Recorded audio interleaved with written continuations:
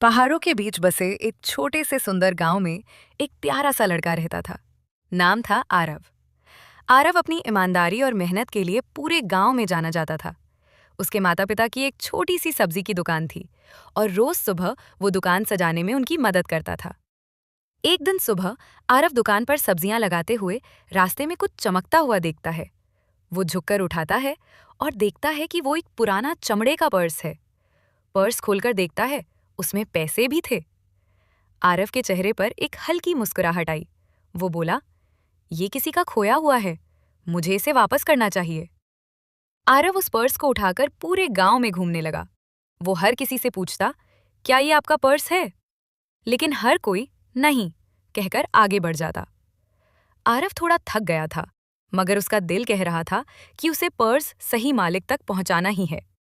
इसलिए उसने गांव के बाहर वाले जंगल की तरफ जाने का फैसला किया। जंगल के रास्ते पर पहुंचकर उसे एक लाठी वाला बूढ़ा व्यक्ति दिखाई दिया, जो जमीन पर बैठा बहुत परेशान लग रहा था।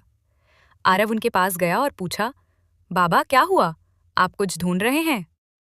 बूढ़े आदमी की आंखों में उम्मीद चमकी। उन्होंने कहा, बेटा, मेरा पर्स खो गया है, उसमें मेरी दवाई के पैसे थे।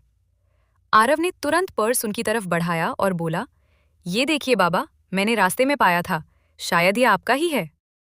जैसे ही बूढ़े आदमी ने पर्स लिया, अचानक उनके शरीर के चारों तरफ एक चमकदार रोशनी फैलने लगी।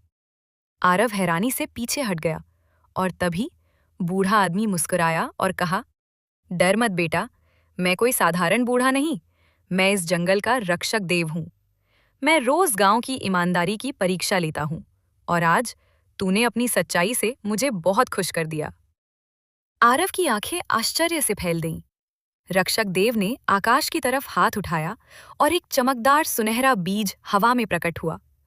वो बीज धीरे धीरे उड़ते हुए आरव की हथेली पर आ गिरा। देव ने कहा, बेटा, इसे अपने घर के पीछे बो देना, ये तुझे ईमानदारी का असली फल देगा। और पलक झपकते ही रक्षक देव हवा में गायब हो गए। घर जाकर आरव ने वो बीज अपने आंगन में बो दिया। अगली सुबह जब वो वहां पहुंचा, उसकी आंखें हैरानी से चमक उठीं। जहां बीज बोया था, वहां एक शानदार सुनहरा पेड़ उगाया था। पेड़ पर छोटे छोटे चमकते हुए फल लगे थे, जैसे सोने की बूंदें हों।